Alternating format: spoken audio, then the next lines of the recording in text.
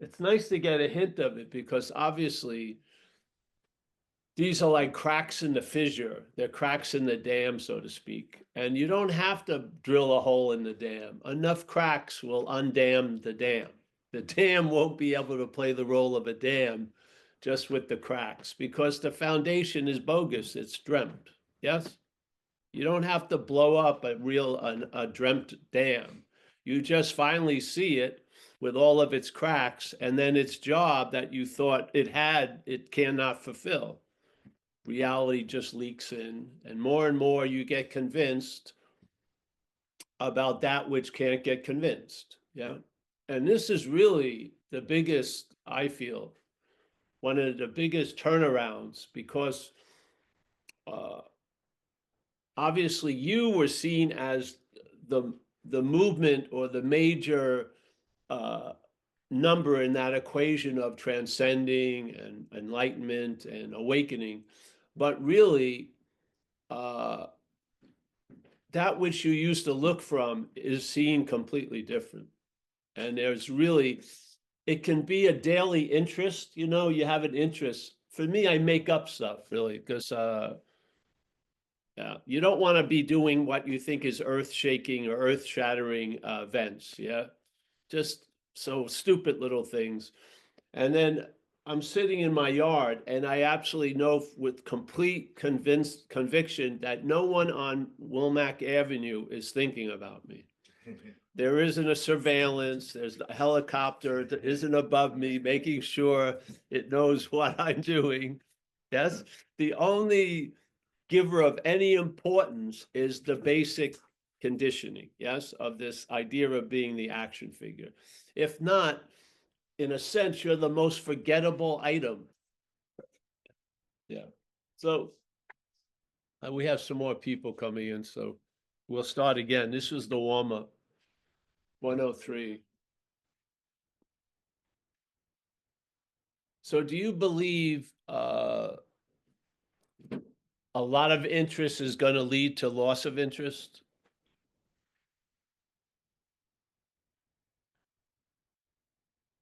The only way a lot of interest leads to loss of interest is recognizing the failure of a lot of interest. Yeah. Yes, especially with this topic.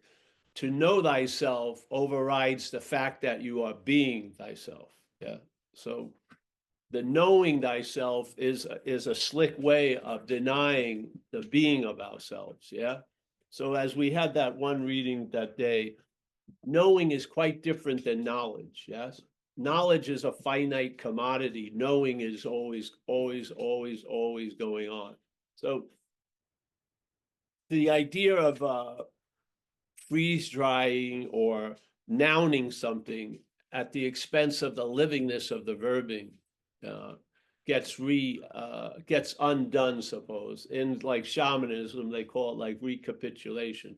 But this thing that was set to be so is seen slowly or quickly as not so. And then all of that solid cement-like recognition you were living from is seen as just open air, so to speak. So, yeah. Okay.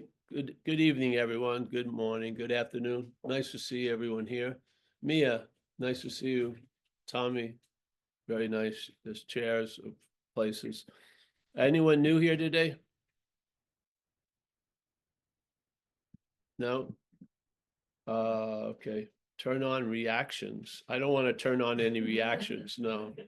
I'm going to skip the idea of turning on reactions. It says Zoom, Zoom taking over really says has turned off reactions. Wow. Well, Brian raised his hand as somebody new, Paul. Oh, he did. Where is he? Where is Brian? Reaction. Oh, good. Yeah. Analog. You can't get off of that. Okay. Brian, where are you? Well, whatever. Have you ever heard of this idea of non-duality? There we go. Sorry, I was muted. Yeah, actually, well, long time listener, first time caller. I've never actually been on one of the Zooms, but Oh, yeah, yeah. I mean, it's listening to your talks and the way you put it so straight has helped me, I think, more than any spiritual stuff, any Buddhism that I've looked into. The thing that's so weird is how it can feel so clear sometimes. Like I just had a day the other day that I totally understood non-duality. I felt, you know what I mean? Like I felt amazing. I thought, like, I was walking around and I had this thought of like how preposterous ego is and how preposterous, like, how we identify with, like, oh, like, I'm this is my lot in life, this is what I do. I just found all of that stuff so funny, and I just realized it completely. And then on another day, I can't even access it. I don't even, I'm just confused. I can't feel those feelings at all. Yeah, it's just weird how that So works. if you step back farther and you realize both of those things, thinking like you got it and the day's going really well, and then another reaction in time that you completely lost, remember that neither of them are you. Yeah. Hmm. This is the beauty of it. So every time you recognize a certain dance on the dance floor, it's not an invitation to dance. You step more farther back, and you see how many times you're a dance partner with things you had no idea you were dancing with. And then there's a sort of like a conscious uh, you're being canceled off of the dance list, so to speak. Yeah. And so you're just describing something that shows the quandary where at one day you can feel incredibly light and clear, and then in 5 minutes you can seem to be in the depths of hell. Obviously, you're neither of those. Yeah. So after a while, I feel you get a sort of an absent time where peak experiences aren't turning into Mount Everest every day, and epiphanies are wrapping you in the cloth of great bhakti and devotion or whatever. And it's just the ordinariness, uh, like the dog shit awareness, really, to me, has the most influential effect because it's this noticing of stuff. Uh,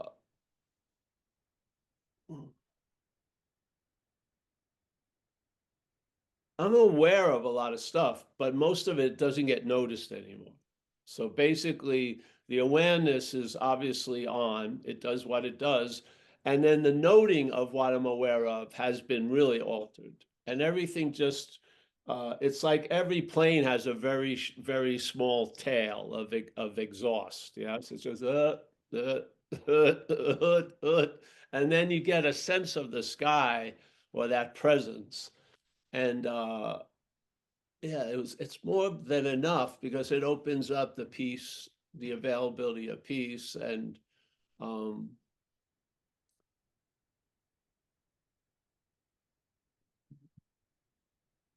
yeah, so if you've ever heard of the statement faith mind, remember we've gone over that, Brian? Yeah, Yes. Yeah. and the guy basically says just at the end, just yell out not to. So what you described were two aspects of not you. Yeah. One aspect was saturated with the truth, and then it got squeezed like a lemon, and then you were dried out like a prune. Yeah. You're neither of those. Yeah. There is a quality less quality that's always there.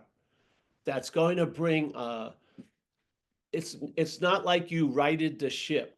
Yes. So the ship went this way and then this way. It's not like righted the ship. All of the movements are contained in a larger sort of stillness in a sense.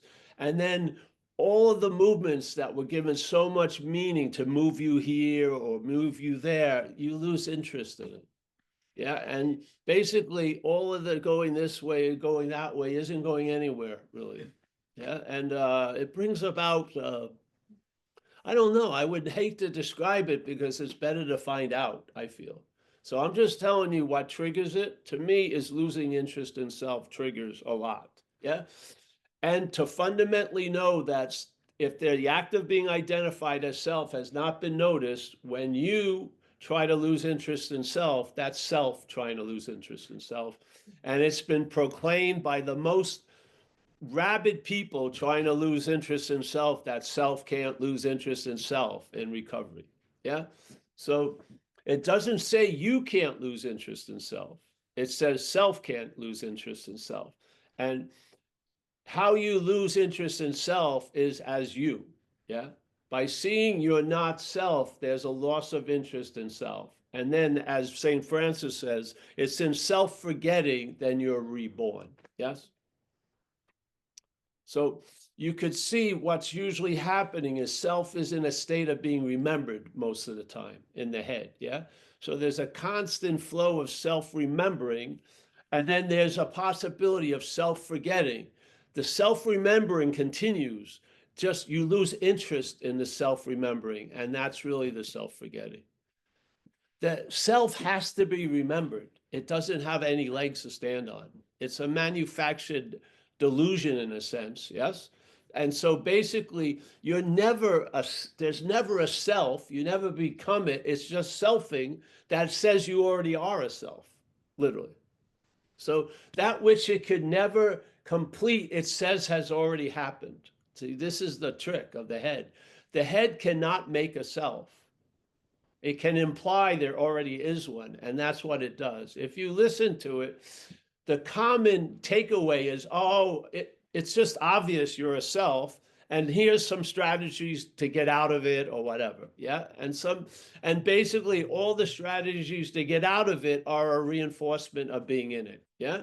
And now a lot of people would say, yes, doing drugs and drinking, those don't work, but spirituality, they think, is a noble way of getting out of it. I believe spirituality is used the same way the head uses drugs and alcohol in a lot of cases, where now it's just expressing its innate addictiveness through spiritual search, let's say. Yes. So the spiritual addiction occurs, and part of the spiritual addiction that hides the addiction is that it's spiritual. It's not like taking drugs or eating too much food, but in fact, addiction is in that movement. Yeah. So self-forgetting is losing interest in the remembering of self. Yeah, if trying to teach that to forget self is another form of remembering self. It doesn't work. Yeah, this is the point. This is the point of first the simple parable of the old lion and the young lion, and that young lion losing its mother and then walking around, doesn't have any real sense of what's going on, falls upon a herd of sheep. The sheep realize the lion doesn't know it's a lion. They adopt it into the sheep world. It starts living as if it's a sheep.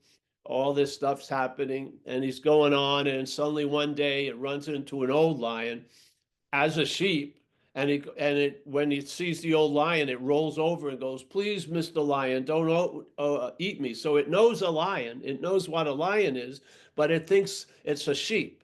Yeah. And so the old lion just doesn't say a damn thing, which is the best way I felt. Just drags it over to the water hole and puts both of their heads out. And the water was calm. The young lion sees the reflection. Hey, and that whole, even though it's been taking itself to be a sheep for years, tons of other sheep have been telling it it's a sheep for years. 1 nanosecond of recognition, it was like, I'm a lion. Yeah, it didn't become a lion at that moment. Yeah, it was always a lion. It had never been the sheep. Yeah, and then that's the end of the parable. The old lion probably takes off. The young lion got to do something, maybe eat some of the sheep now that he used to think was in the herd. And then, like, what happens is the young lion leaves with this incredible recognition, and the head arises and claims it and says, as a sheep, you've just had an incredible lion experience. Yeah. And now that lion, still taking itself to be a sheep, starts talking to other sheep about, hey, maybe you can become like a lion. And some of them, because they don't like being a sheep, are attracted to that. And so they rent a little place and they find old pictures of lions. They cut them out and they put them in a nice golden gilded frame. and they start making up chants or whatever, and then they're having roaring lessons, but it all sounds like barring. And then one sheep thinks the other sheep is getting closer to being a lion or than it is, and on and on and on and on. But all the while, it's never changed the fact that it's a lion. And it's wanting to become like a lion is reinforcing the fact that it's a sheep. Yes, you don't think this applies to us?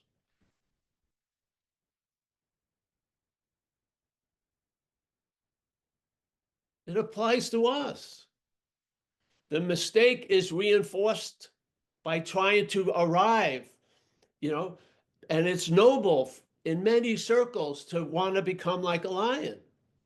Yeah, it's noble. And there's a lot of support to want to become like a lion. But the fact that wanting to become like a lion is reinforcing the insane idea that you're a sheep. You got to see, if you don't see it, you're looking from it. If you don't see that, you're going to look even about the topic of lion, and you'll go over everything about a lion. It will never dawn on you what's being described is actually what you are, because you'll be here listening to the description as a sheep. And I do not believe the sheep is going to become an unsheep. I don't. I do not believe you can do enough lion practice to change what you're not, which is the sheep, into something else, because you've always been a lion. Yeah. So I humbly saw when I was first in spirituality with the guru and everything, all that happened. I was sort of somewhat sober when I came to the second round of spirituality, and I saw things I didn't see in the first round. And I saw the addiction finding a home in spiritual pursuits, where it finds a home everywhere. Yeah. But part of the spiritual thing is they don't believe so. We believe spirituality is on another level and is immune to takeover, which it ain't. Yeah, it's not. It's not more noble than washing dishes. Yeah. So when I started seeing that, I'd be at a talk, these people would have a whole week retreat with 60 people. And at the end of the weekend, they'd bring other speakers in. And they used to ask me to come, and I would speak there. And I'd be going off for like 50 minutes about spiritual addiction, seeking. And the guy who'd been there all week and had been listened to every other person says, "Could you give me an example of it?" And I went, voila, right here. You're right in the mix. You've been here 6 days. You've heard tons of people. Don't you see? Whatever. So this is, the weird thing is, the person who's looking for a shoe, the shoe they're coming in with. Yeah. But they don't know the shoe they're coming in with. So they sit and they start talking about the new shoes and the amazing shoes. But you're looking at their old shoe, and that's what you want to talk about, is look at the shoe you're wearing. Yeah, not the shoe you want to wear or where you're trying to get to, but check it out. Yeah. And then here's a shoe, explaining that shoe, and see. And if it fits, wear it. Yeah. Have you seen a draft, a building where non-duality drafts people? No. Yeah. You don't get a message every 10 minutes from non-duality to the one who's not there. No, it's an invitation. Yeah. There's no draft or conscription. And the thing is, it's not threatening any path, because it's not a path. It illuminates whatever path you're on. If you were on the path of recovery, you better believe that non-duality can illuminate the path of recovery, because the whole dilemma of the path of recovery is self is what has defeated us. And the view of non-duality, there isn't one. So fucking unbelievable. It's like two huge rivers merging. Yes, beautifully. You can't tell the difference. But is it a threat to recovery? No, it's not a path. It's not a replacement. It's an illuminating factor. So you, as what you are, finally are brought into the situation. Instead of you as what you are, as a goal of the situation, that what you're not trying to get to, you are suddenly brought into the situation as the solution already. By what? By when you see all this manufacturing of what you're not, you see not to, like the faith mind said, just exclaim not to. So here you're sitting for 5 minutes and you're thinking, seemingly the thoughts, which you believe are you thinking, are thinking about the you as a body. I hope I look good. I should have got shaved, maybe, whatever, on and on and on. So it's sitting here. Yeah. And then the subject suddenly starts critiquing that object. So first it's about the object, and then the subject is now talking about the object. Not to. That's the whole message of faith mind. Yeah. So you have faith in the conviction of the message of being ourselves reality. You have faith there instead of the faith in being something that's unreal that wants to become real. You have faith of the message you've heard. Just like supposedly Nisargadatta. Nisargadatta just had faith in his teacher, and through that it seemed to dawn on him, and he didn't have to go through a lot of freaking heavy lifting because the faith in the message was more than sufficient to recognize the message. Yes?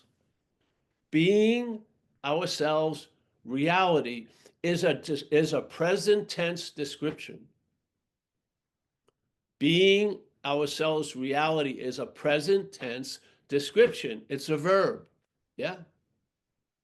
Even while we're taking ourselves to be a noun or a thing, it's still being ourselves reality is the only reality going on. All of this is appearance. Yes. So what beautiful way to recognize you're not that is by seeing everything that implies you are as not that. So I feel humbly, Ramana gave us two little measuring sticks. Yeah. First one was being ourselves reality. The second one was the only requirement necessary is to see the unreal from the real. If you see the unreal from the real, what may be said? I'm not that. Yeah. So being ourselves reality. Yeah, the only requirement at that point, being ourselves reality in this event, is to see the unreal from the real. Yeah, so I'm real and I see the unreal. Can you tell us, can you give us a hint how the unreal will display itself? Yeah, it's looking for fucking reality, some form or another, or it's trying to change the reality it thinks it's in. But being ourselves reality, obviously, being ourselves reality, that would not be the reaction of a self that was reality, of ourselves. We would not be looking for what we are. So where are you going to get convinced? Right here, right now. You hear the invitations, you listen to them. It doesn't matter. There's talks all the time. Listen to them, and there in the moment when you ask, who is it? Yeah. When you go, who am I? And then that which you're asking says maybe me. And finally, you get the asker and the asked in the same room, there's a negation. Yeah. So the one who's asking, who am I? And the one who's dodging the target, neither of them are you. You finally found that you got them in the same room at the same time, and there's a negation because you never see them at the same time. Sometimes you feel like an object, and then sometimes you're the subject talking about the object. You never get them both in the same room. Yeah, they're never there at the same time. You're either feeling like an object or you're feeling like a subject. Yeah. So the who am I brings the idea of whatever that is into the same room of the one who's asking, and then the one who's asking and the one who's asked get negated from the meeting. Yeah. When you only go over one, the other one's lurking. And then you go over that one, the other one's lurking. Finally, you get them in the same room, same time, negation. There's your original face. There is the conception, the immaculate Zen bitch slap right there. Boom. Oh, yeah.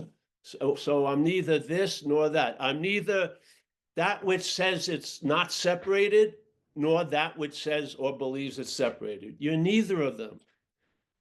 Yeah. The goal isn't to convince that which is convinced that there's separation. Its whole story needs separation to have any way of making any sense to any fucker. Yeah. So then that thing, feeling the pangs of separation goes, there's no separation. No, neither of them. Bingo, you got them in the same room. That one which is based on the programming of separation, and it's not liking that, so it goes, there's no separation. But it's saying there's no separation as a separated thing. Bingo, negate both of those, yes? Yeah. So you catch it, you caught it in the same time in the same room. Use that opportunity. Hey, I'd like you to meet you as you would.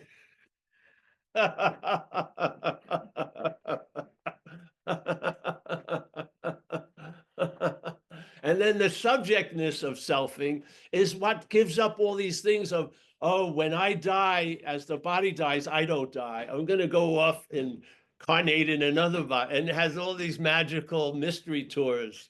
It's a voice box. When the body dies, the voice dies. It's not like a booster rocket and then it releases and goes on. No. It's scared shit of the premise it's going to end. So it manufactures all these ideas of how it's never going to end, but it's going to end. Because why? Because it began. And anything that has begun is going to end. That which we are did not begin and therefore does not end. But everything that begins has a freaking ending. That's how it goes. Yeah. So I love this message because really, I remember I would have a number of books. Now this is it. I've got this. This is it. This is the hidden scriptures of Zen Bitslap. Oh, I added too much. It's one page. And that's it. I'm going to read it again because I'm going to pound this fucker away because it feels completely. This is stop me after a year, but give me a couple more months on this one. So here, there is no greater mystery than this. Isn't the world right now full of mysteries? You can't imagine how things are going. It's just insane, literally, yes? But there is no greater mystery than this, that being the reality ourselves. Now, whatever feeling of authority you seek cannot be given here, but maybe if you look at a person like Ramana Maharshi and you feel like, wow, this person is an authority. Yeah, an authority in the direction I would love to go. And he says in this direction of solving and seeing the truth of mysteries, that the greatest mystery, or he says there is no greater mystery, that being the reality ourselves, we seek to gain reality. So to me, where non-duality starts with is the fact that being ourselves reality.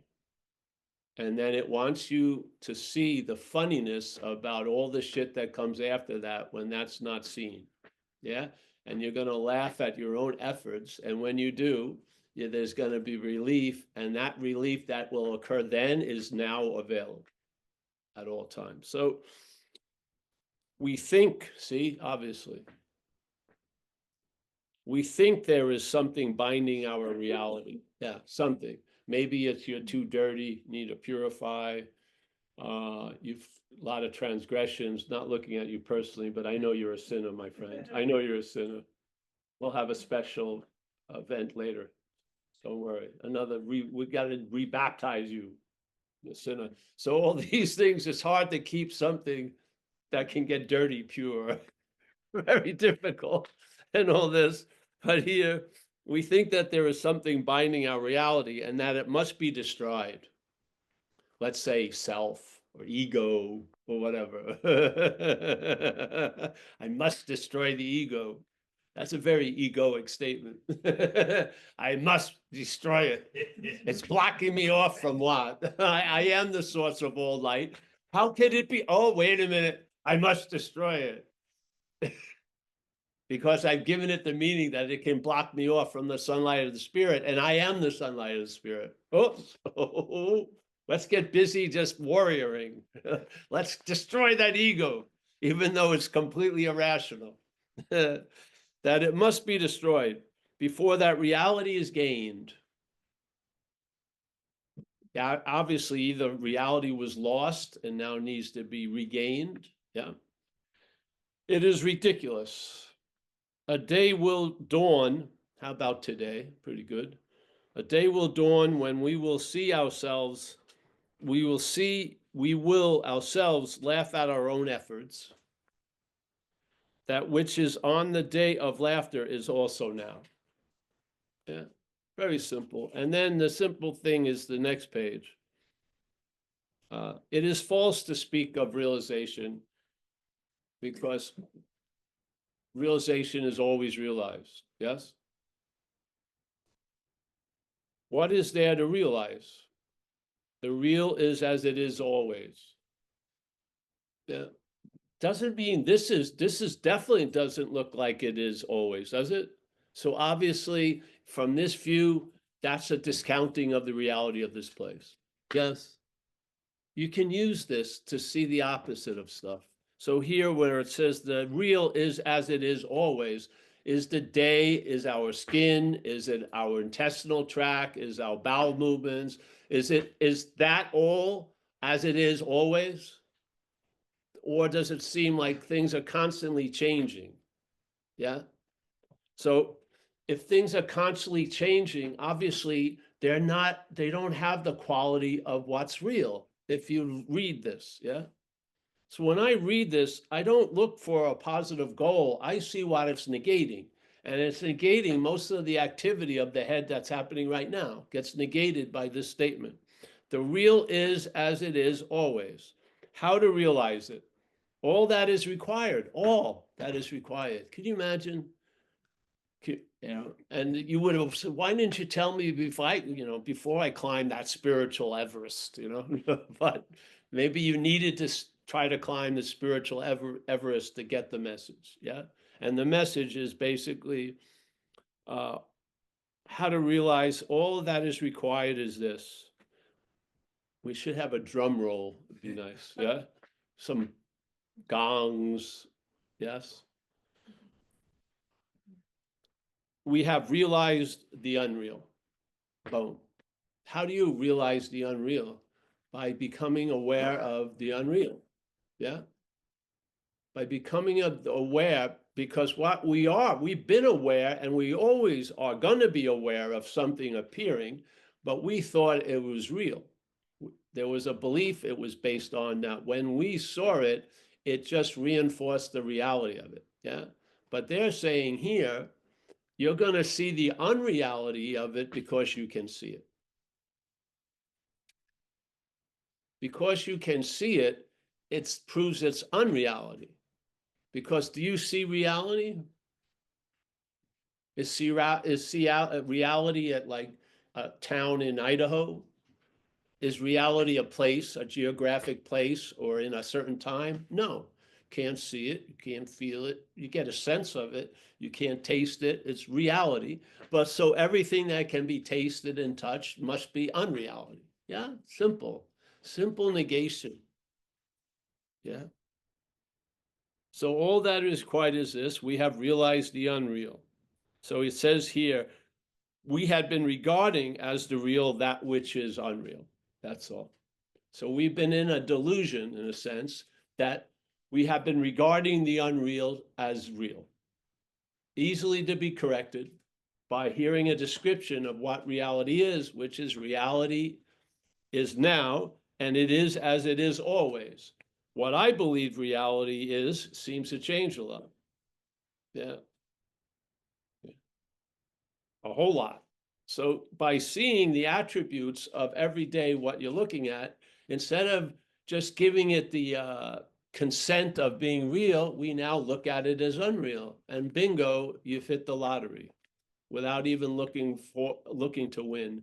You get the default winning of the lottery by seeing what you're not. Yeah. And now, so it says, we have to give up this attitude. That is all that is required. What attitude?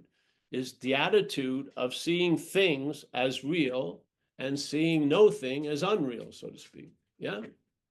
It's easy to give up because the reality is real. Yeah. So faith mind's a famous thing where the guy says, don't worry about the truth, just stop cherishing your own opinions and stuff like that. It's constantly questioning the manufacturing of this idea of you and the world and everything. And then at a certain point, you just claim not to. So I am not this, nor am I that. Yeah, there you go.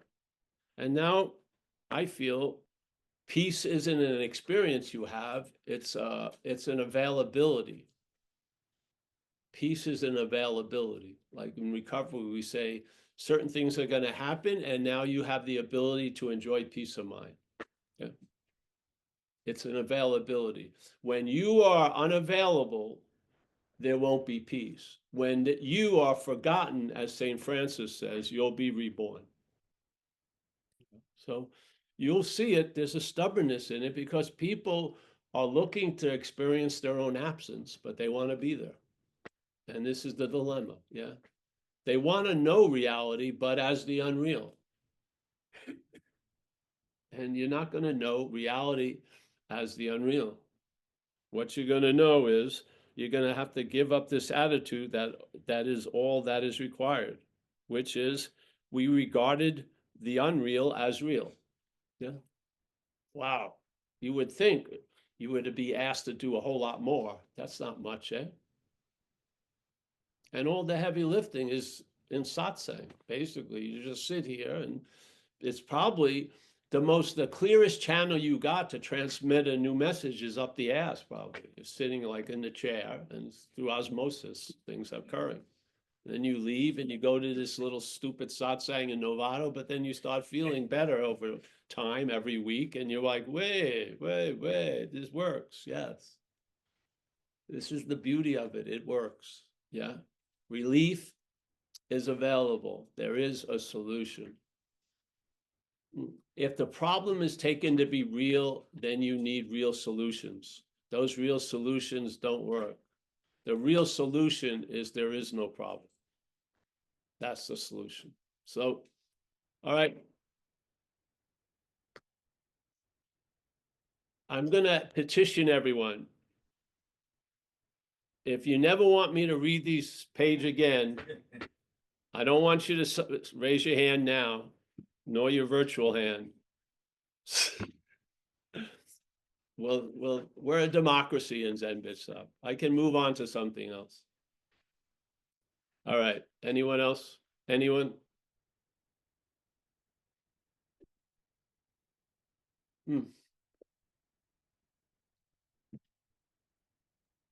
Matthew has his hand up, Paul. You'll just, Oh, Matthew. Hey, Matthew. Paul. Hey. So you talk about, everything, what we're looking at is a dream. I've heard you say that, Dreaming. we're dreaming. So again, I'm trying to understand. I get that I'm the ocean, I'm not the individual wave. But this action figure is looking at a redwood tree, for example. How is that this action? Looking at a tree. Okay, it's looking at I don't think something. the tree thinks it's a redwood. Right. So it's looking at something that appears to be a tree. How is that dreaming? Was the tree there 4,000 years ago? I don't know. You don't know. Will the tree be there 3,000 years from now? I don't know. Did the tree lose some branches in the storm? Yes. There you go. So There it is, though. Is this a dream I'm looking at? I'm sharing with you my dream? I would ask, who is it that thinks it's having a dream or not? See? Yeah? Okay. So you're looking at a redwood and ask, who is it that's looking at the redwood? Yeah? We're not Mhm. arguing with the idea of looking at the redwood. What we're just questioning, is there a you who's looking at the redwood? Yeah? Okay. And if the redwood, if I'm not an individual wave, but I'm part of the ocean, and the redwood is the ocean, the ocean can't look at itself. Is that the point? Like the ocean is everything. So how does it see? It's everything. By dreaming. It sees By things. dreaming. Now I get it. Yes. So the ocean is can dream and The ocean see can things. dream it's a wave and have the joy of jumping into the ocean, even though it's Got it. never left the ocean. But as a wave, it can produce an experience of jumping into the ocean, and been looking forward to doing that for a long time, all the while being the ocean. Yeah. So how does this come to pass? Through dreaming. Has anything really come to pass? No. It's No. not the action figure dreaming. It's Oh, it's the not the action figure is the dreamt. right. The action figure is a dreamt. It's the dreaming is by the oneness, the ocean in Oh, this you don't example. even know what it is. I Right. wouldn't touch that with name and form. I would just go, there's dreaming.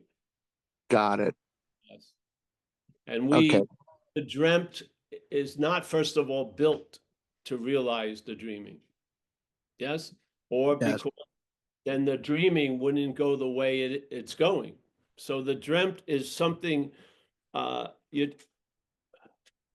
to try to convince the dreamt that it's the one that's dreaming is pointless to me. Yeah, because it's all Yeah. based on programming. So the dreamt is programmed, the action figure is programmed to believe the unreal as real. I'm not going to sit it in a room for 8 months trying to browbeat it into recognizing that, seeing it differently. I don't think it's sort of like, if you control the environment enough, that thing that can't glue onto your surface would look like it was on your surface, but then you leave the controlled environment, it's off like that. Yes? The Yeah.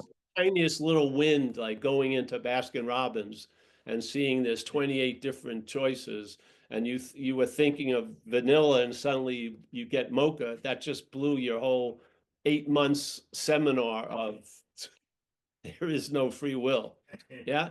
So Yeah. as Amina said, the idea of free will and predestination, the real importance is they arise out of a sense of individuality. So the sense of individuality is what allows the sense of free will. Yeah. The sense Yes. of individuality and the sense of free will are programmable. They've been programmed. Yes. Your sense Mhm. of individuality is not coming from being an individual. It's manufactured. Yeah. So you get a scent, let's say you get a scent of passion fruit, but there's no passion fruit around. Yeah. So there's like a Mm. mental perfume. Yeah. And so we feel like a person and a thing because we see a thing.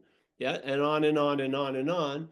And that sense of individuality gives birth to another sense, which is a sense of free will. Yeah. Mhm. Yes.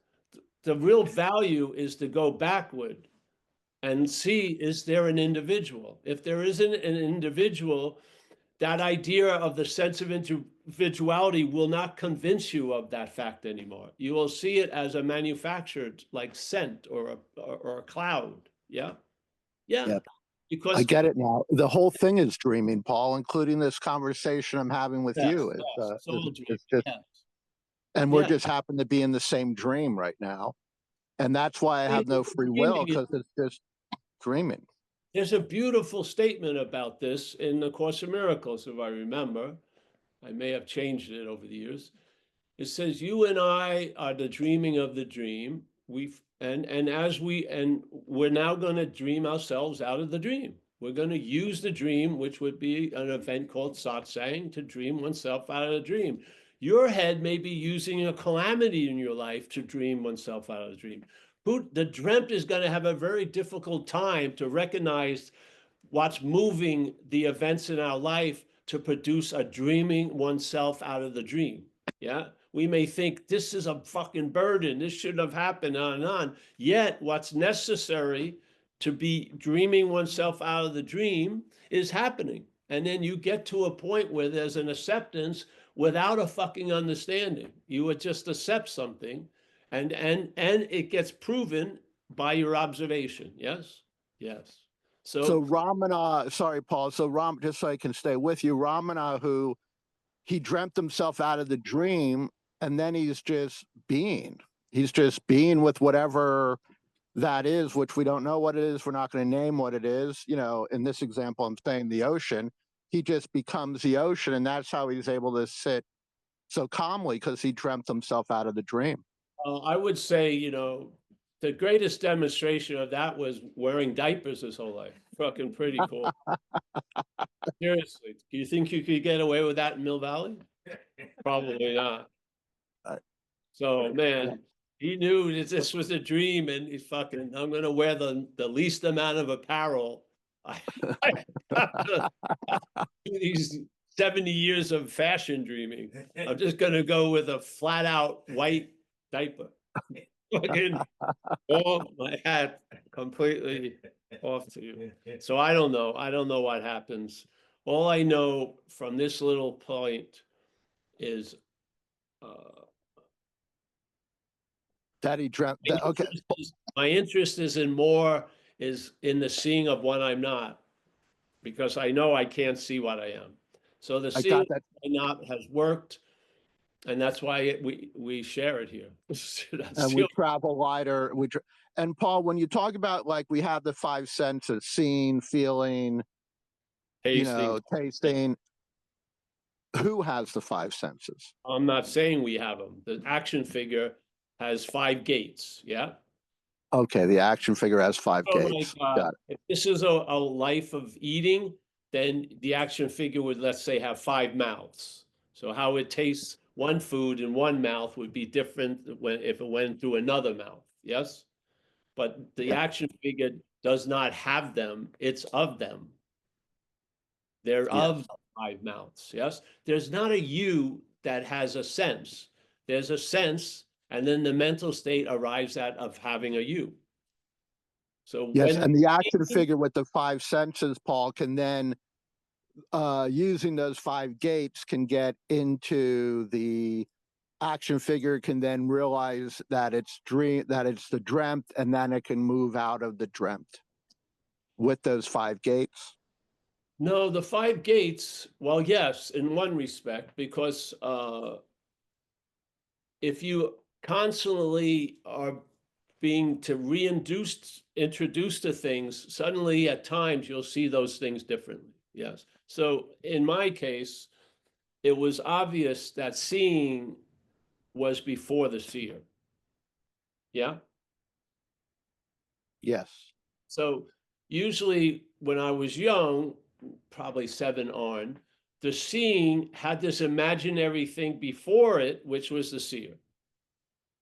Just made up, assumed, but as long as I saw myself as a body, seeing myself as a body that moment was reinforcing the idea that I was the seer. Yeah, it was a pretty good move. Remembering I'm the seer by seeing the body. The body's not telling me I'm the seer. Yeah. So there was seeing, and then there seemed to be a seer.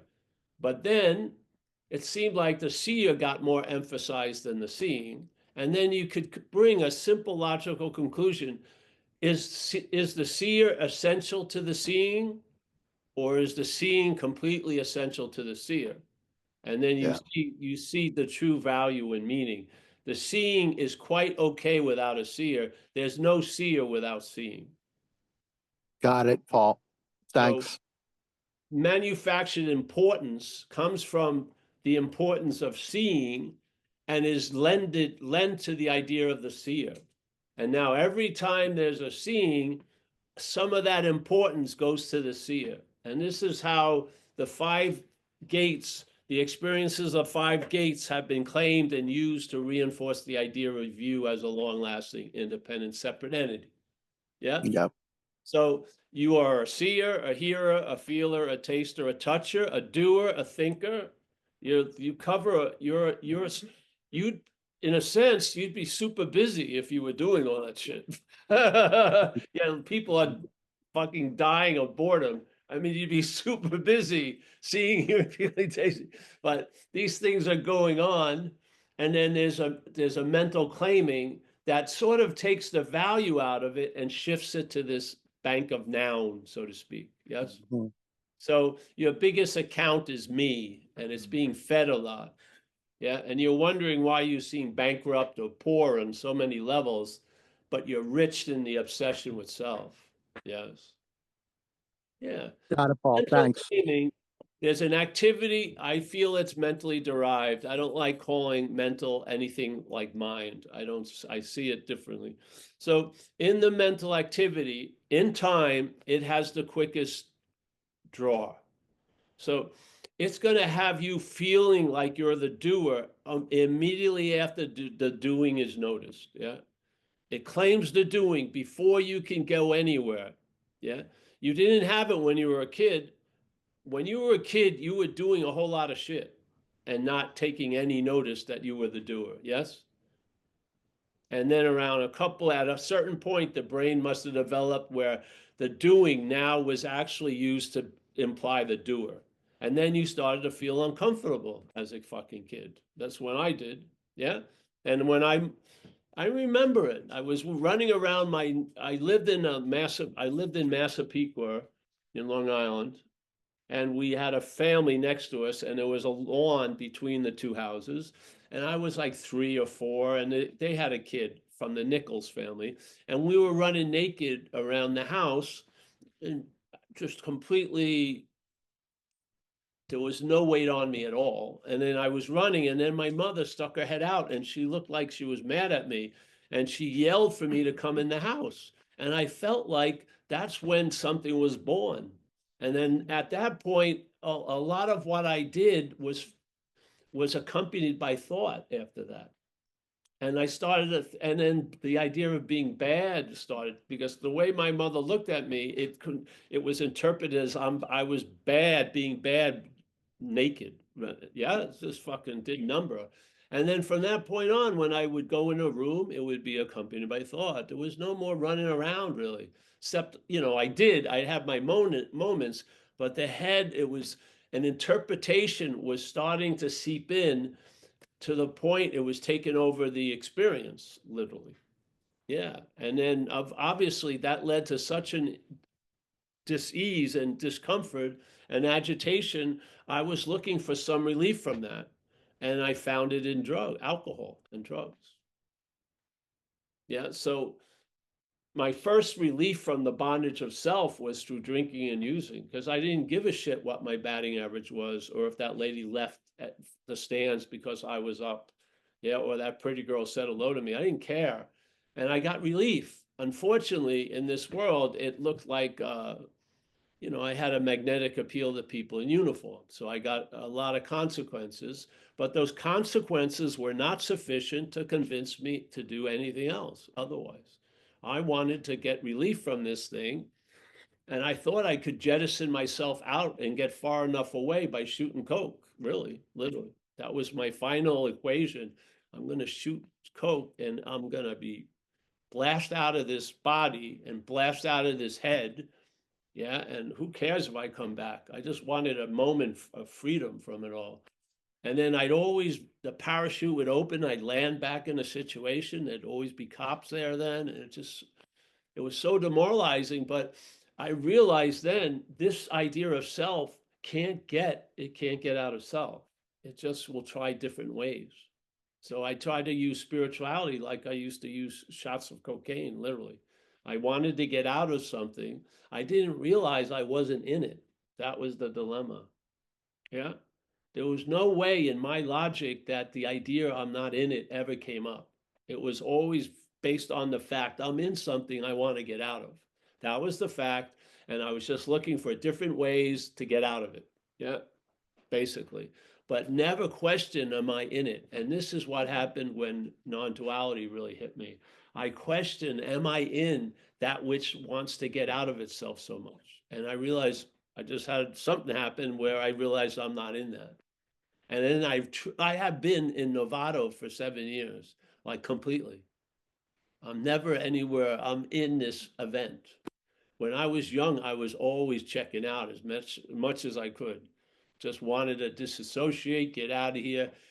It dawned on me, I don't know how many years ago, but I have been here and life sent me Amelia to make sure I don't leave. Yeah. And so she roots me in every day.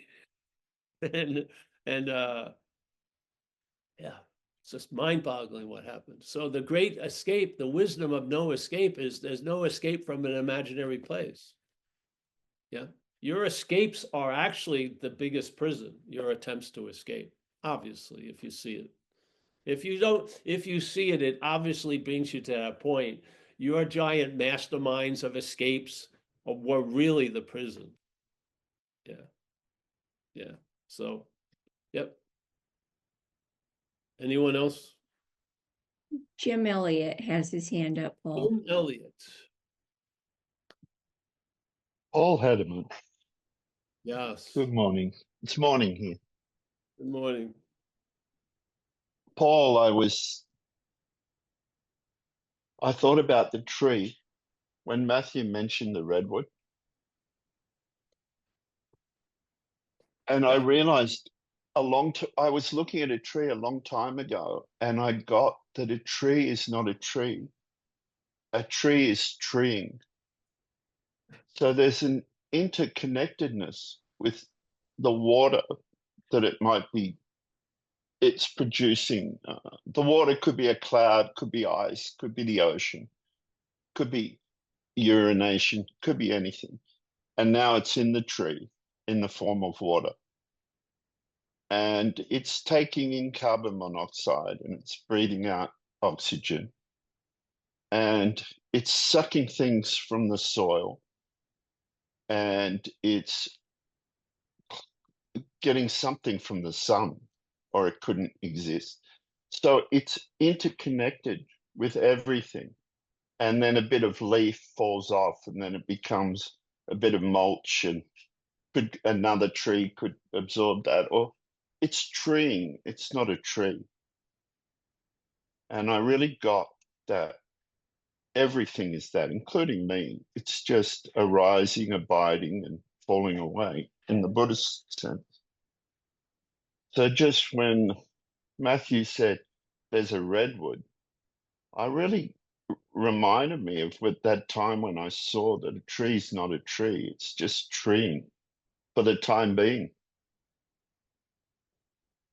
You know what I find interesting is when someone dies, what's left? The body. Here. Other people have to get rid of the body. The body doesn't go, does it? So the whole time, the story was you were the body.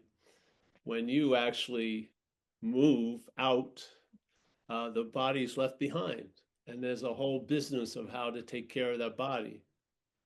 And it takes a long, long time. And then there'll still be a skeleton for even longer.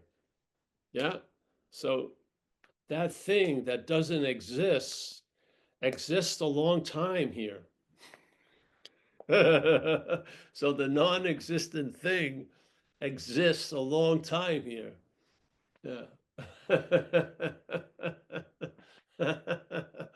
So Paul died, but why is Paul's body still here? I mean, it's a nuisance now. It's starting to really smell and shit like that. We'd like to get rid of Paul, like we wanted to get rid of Paul when he was alive. You know, fucking that just sits in the same place all day, not going anywhere. So the way I look at things here is that everything is dreaming. And of course the dependent origination, one of the main observations of Buddhism. Yes, everything is dependent on everything else in this appearance, in the dreaming. In the dreaming, there's a dreaming of separate things, but the dreaming of separate things isn't separate. Yes?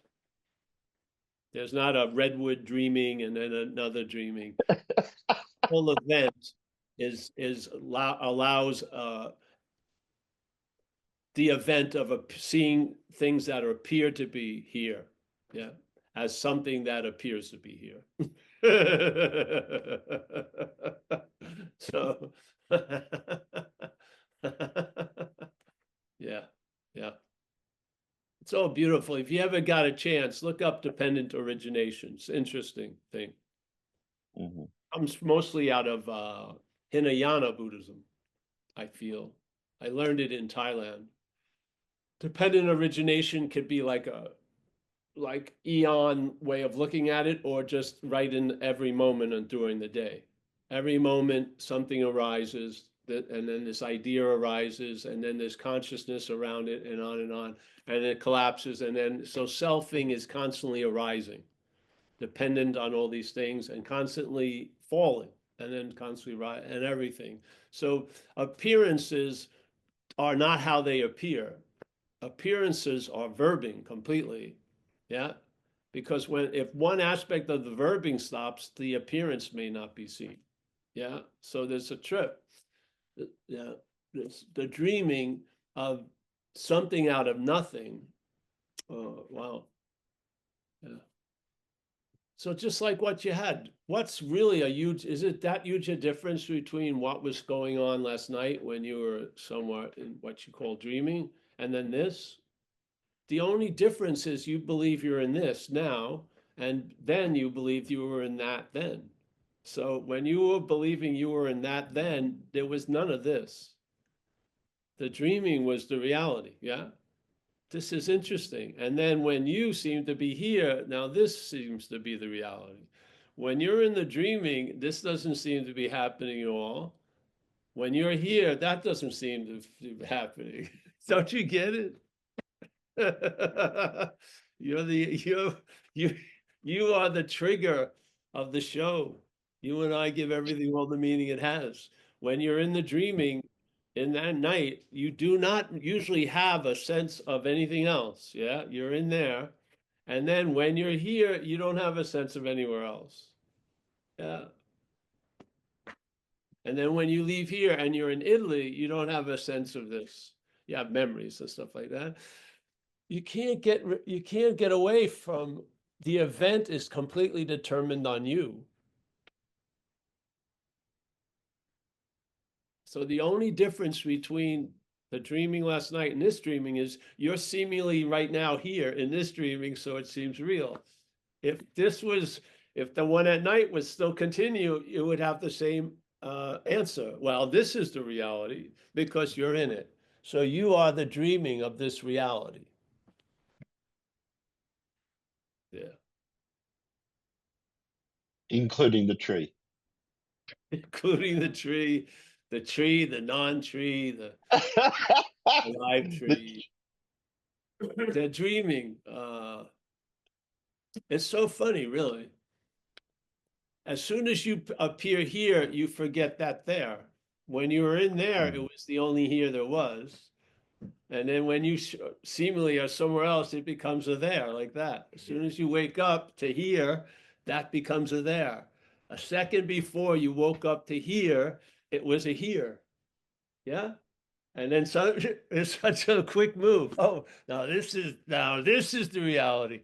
But if you switched it and this was the night dream, yeah, this was the night dream, and the night dream we had the morning to wake up to. This would be the ongoing reality. Would be the night dream.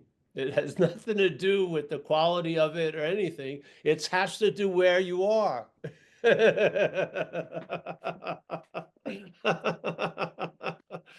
Dream Weaver. Get that music on. It's so easily to forget. Not when you're in it, you weren't forgetting it. It's when you seem to be out of it, the possibility of forgetting it occurs. I'm saying you're not in that which is constantly being remembered as you. Hallelujah. Yeah. Yeah. You don't forget self. You lose interest in it. That's how forgetting self occurs, is losing interest in it. There isn't, the idea of you forgetting self is a sense of self. Self cannot forget self. The forgetting of self is losing interest in it. You lose interest in it. Yeah. And in that self-forgetting or loss of interest in it, you're reborn. To what? The fact of what you always have been, which is reality. You're not reborn. It's not a new birth. It's a reborning to the original condition, so to speak. Yes? Good. Yeah. And you get the verbing of being ourselves reality with no conceptual construct of how it has to look to be reality. It can look any way it fucking wants.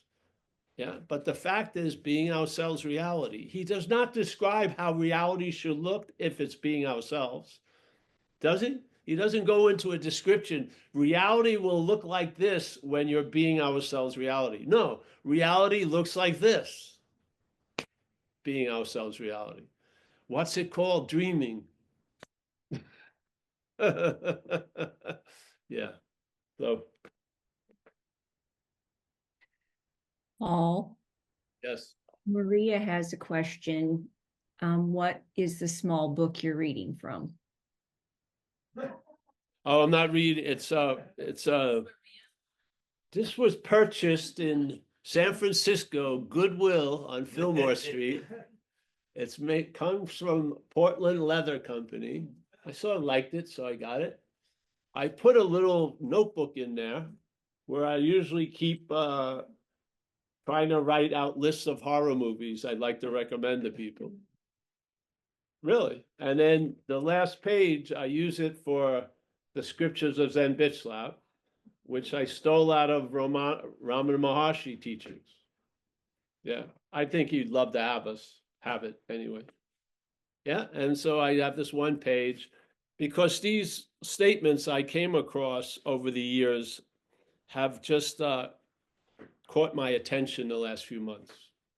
And when something in this event catches my attention, I stay there for a while and let it until something else takes its place. So right now, I feel this is one of the most succinct ways of describing a lot of stuff in one condensed little, yeah. And I like pounding away at something, obviously. I've been doing the same thing seemingly for 20-something years. I have not lost interest in it, and I feel like fresh every fucking time. Yeah, because I humbly believe if you don't see this activity, you're going to look from that activity.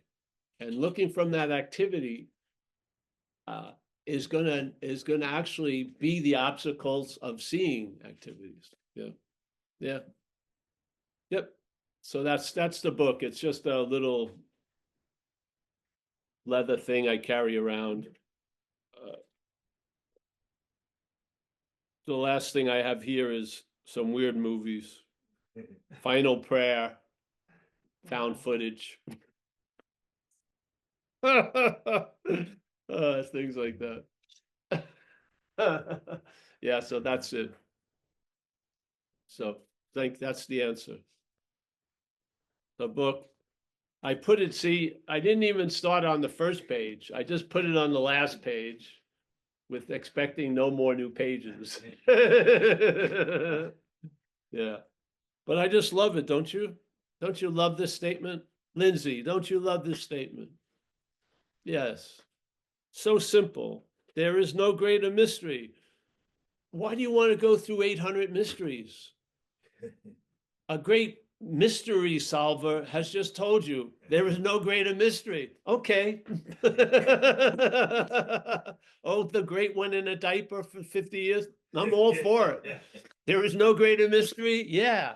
Okay. What's the other thing?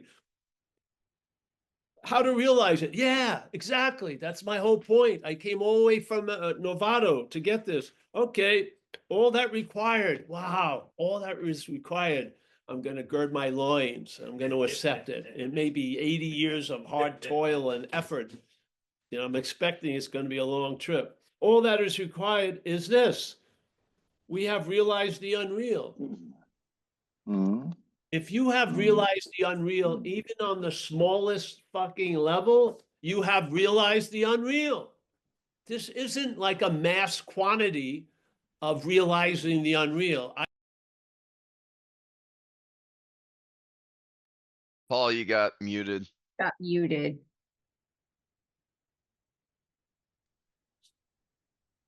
Realizing the unreal isn't it's not an accumulation of mass of unreal. It doesn't break open when it's 3 tons of unreality have been noticed. No, realizing the unreal can happen on a very small, unsuspecting little event during the day, but you have realized the unreal.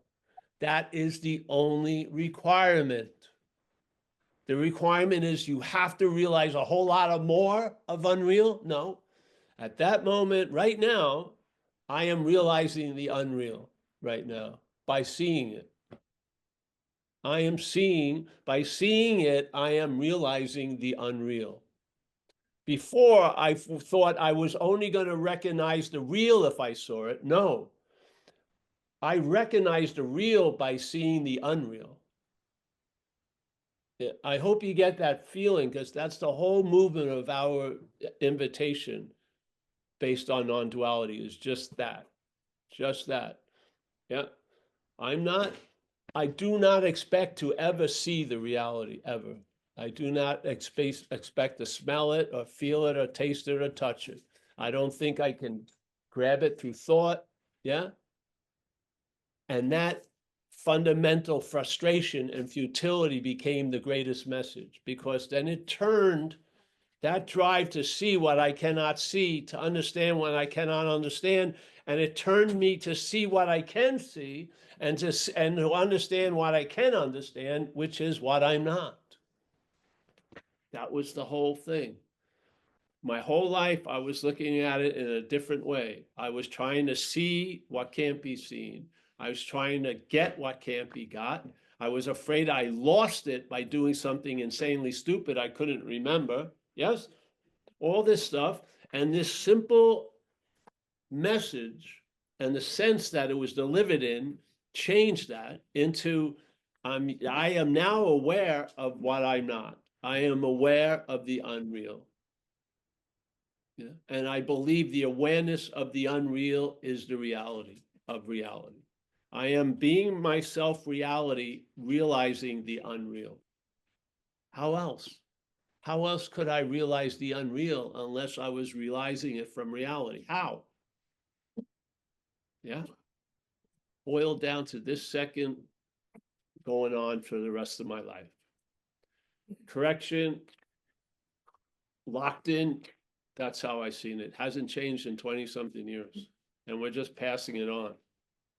Yeah. So this is truly, you do not have to have a certain amount of experience collected, epiphanies weighed, fucking peak experience measured with altitude or length. It's basically realizing the unreal. Yeah. Realizing the unreal. Seeing, hearing, feeling, tasting, touching, noticing thoughts.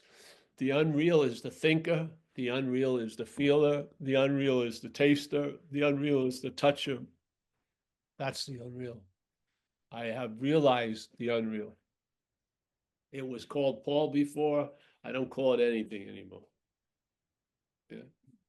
It's an activity. I also learned you don't need, it doesn't need to stop, because it's not going to stop. It's mechanical. You do not have the switch to turn it off. You don't. That thing that thinks it wants to find a switch is part of the mechanicalness. Yeah. So there's a loss of interest in it. It continues. And now it's like, instead of a new CNN broadcast, it's like a radio left on in a room a couple of halls down. Yes. If you would pay attention to it, you'll hear it. But now you're not listening to it anymore. You're hearing it. You're not really listening to it. I have not come home with a thought in months or years. Really. There has not been a fucking clear enough gold-like thought that I remembered and walked around with. It's just like, it's like fucking little rocks falling through a hole in my pants pocket. Yes, that's what thoughts are like. I don't see much value in them. And when they become useful, they have a very, very short lifespan. And when they're not useful, yeah, they're suspended once again. Yes. Like I came up with a great idea last week. I thought I'm not going to go for it, but whatever. So yeah, there I am. There I am. There you are.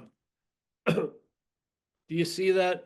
Seeing the unreal is one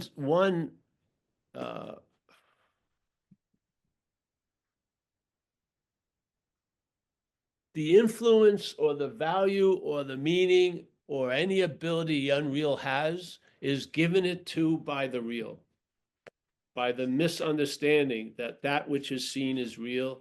Yeah. Yes. When that's extracted or withdrawn, I do not believe something could block me off from the sunlight of the spirit. I think we all are the sunlight of the spirit. Yes.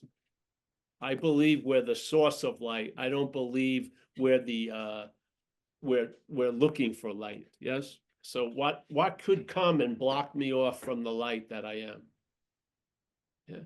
These things are insane ideas somehow we believed. Yes. The same idea that people believe they were out of the moment because of how they felt or something. And then the giant business was people would write books about how to get into the moment. Do you see many of them now? No, because it was all bullshit, literally. Yeah, they had their days. Do you see? I don't see a big bestseller, How to Get Into the Moment anymore.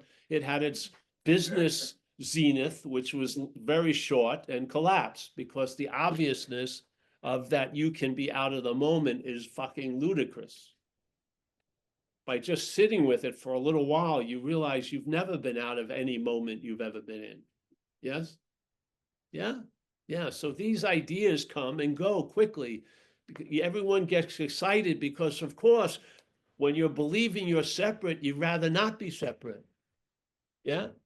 So the desire of non-separation is based on a separation. When you see you're neither, it's, yeah, whatever. So anyone? Mike Clark has his hand up. Clock. Paul, how are you? Good.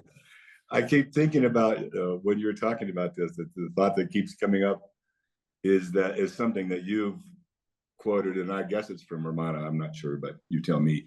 But it's that which can be perceived cannot be that which is perceiving. Yeah. I mean, if you're trying to figure out what's in the dream, anything that I see is in the dream. Yes. And anything I think is in the dream. Anything I feel is in the dream. Anything that's not true is in the dream. So when you talk about a tree or the ocean or anything else for that matter, or Ramana as a person, all those are in the dream because they can be perceived. Exactly. So whatever can be perceived cannot be that which is perceiving. So that which is perceiving cannot be perceived. Yeah. Simple. And I think it's Ramana that was. Right. These are like guides. Yeah. They really are. They're like guides. There's an admittance that, hey, this is over my pay scale or whatever. And then suddenly things come and they play a role like a rudder on a lost ship. Yeah. And then they're remembered because of how you've been directed by them. You have a fondness for them. So I have a great fondness for this statement by Huang Po, an old Zen master from the 1200s, because it's done a lot. Yeah. Which is whatever can be perceived cannot be that which is perceiving. It just clears the whole game board off, and then you put back the boot in the Eiffel Tower and you play Monopoly, but something has changed. You're not taking it so seriously as you did before. Yes, because whatever can be perceived, the Monopoly board, the boot, the Eiffel Tower, cannot be that which is perceiving. And a lot of the meaning I gave them is because I thought they were that which was perceiving. Yes. A lot of meaning I gave to Paul was because Paul was that which was perceiving. And this became obvious that Paul is not that which is perceiving. And so hopefully recognizing that there's going to be a migration of interest, and you'll know the tree by its fruits. You don't have to follow the migration. You're going to observe the effects of the migration. Yeah. And to me, we compile it into one statement: traveling lighter. Simple. Yeah. Because who wants to? I would hate to take away the joy of relief and peace being felt where you are by telling you this is how it feels like to me. I much tell you, I'm just giving you the invitation, and then you're going to enjoy the dinners you're going to be invited to. Yes, yes. I'm not going to go over the menu and shit like that. Yeah, yes. Yeah. Just relief. I mean, you'd have to believe in dualistic event. There could be heavy and light. Yes. So traveling, if you look out on a broad level, could be a traveling lighter or a traveling heavy. Yeah. And do you want it just to be random, or would it be nice that the underlying basis would promote lightness? Yeah. So no matter what life had in store for you, you would travel lighter through it. Not that it would change what you have to go through, but how you would go through it would be different. Yeah. See, my first desire was I wanted everything to go my way. That was proven not to be going to be working out. And so basically, this was actually the much clearer method, which is to see that stop fighting whatever's going to be going on, but being able to travel lighter through whatever it is, to me, has great value. And this, to me, is an effect of this message. Yeah. If I found another message I could sew up to with it or synthesize it and make it a super message, I wouldn't do it, actually. I just like the dog shit awareness. Simplicity is golden to me. Very simple. You have an ability now to see what you're not. Yeah. So, yeah. Yeah, thanks, Mike. Yes. I don't know where you went with, but I went off somewhere. It doesn't matter. I can only go so far in the asylum, like the grounds, there's big fences, so I can, it's sort of like being free range, but you're not free range, literally. All right, anyone else? Oh, great, then, we're gonna say goodbye. Open up the cafe. Yeah, we have some paying customers, I hope, this time. Emphasizing the paying. All right. All right, Jumbo Elliott. Thank See you. you later, Paul. Yes, I hope we'll meet alive, I hope, sometime. Yeah, one day. Yeah. We got Axel in Germany, spinning some wheels on the axle of equanimity. Judy Lovins. Angelica G. Oh, nice. Nice to meet you, Angelica. Lindsay.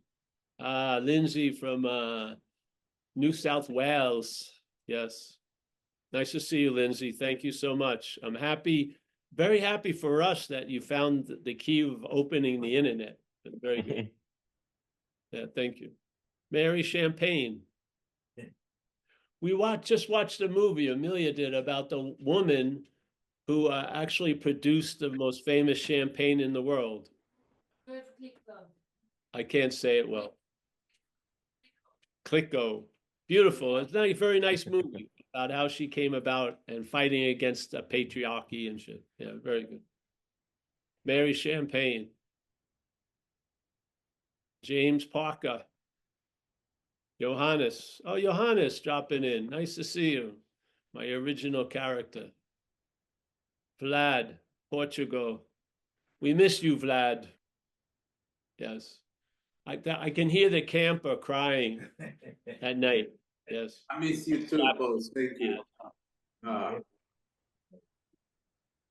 Mike Clark, our man in Mexico. Nice to see you, Mike. Brian C. Yes.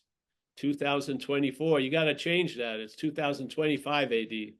Yeah. Walter from the Netherlands. Roman Mueller. He's near that radiator. Woohoo! Yeah. Roman, I'm sure I'm going to see you this year, sooner or later. Yeah. Very much hopes. And say hello to Barbara for us, Amelia and I. Thank Kerry. Yeah. our Hawaiian resident. There he is. You're in your new digs? No, Paul. It's this is Carol's house. My new digs are finished. I don't know, man. I'm not moved in. I gotta buy furniture. All right. Let us know. We want to check it out, eh? Jamie and Barbara. Nice to see you. Mika from Finland. Stephen Mack on Having Never Left. Chris Gilmore. Ah, he's been left. He doesn't have to protect the tiny door. He's free now. Good job, Chris. Keith G. Oh, Yeah, sure we'll have a dog with you. If that's what we need you to start saying, we'll have a dog. Yeah. I'll be there. All right. Dennis. David Lowe. Alan Olson. There he is. Zoe Banks. Zoe Banks. Nice to see her. She's in Japan. Very interesting. Hari Bell. Oh, thank you, everyone. Hari Bell. Nice to see you, Hari. Annette. Nice to see you, Annette. Yes. Zoe Banks, everyone. Hey, thank you. I can't get to the other page. Thanks so much for joining us today. We'll be here, what's today, Saturday? We'll be here Tuesday, and it's the whole schedule's on the website. We're going to be going back east in April, from April 17th to the 27th, I think. So I think we're going to try to do one talk in New York City, and then the other ones are already lined up, and we'll put those up on the website soon. Okay. All right. Thanks, everyone. See you. Thank See you. you. Thanks, everyone. Thank you, Paul. Thanks, Paul. Our best wishes. Thanks, Judy. Ari. Thank you, Paul.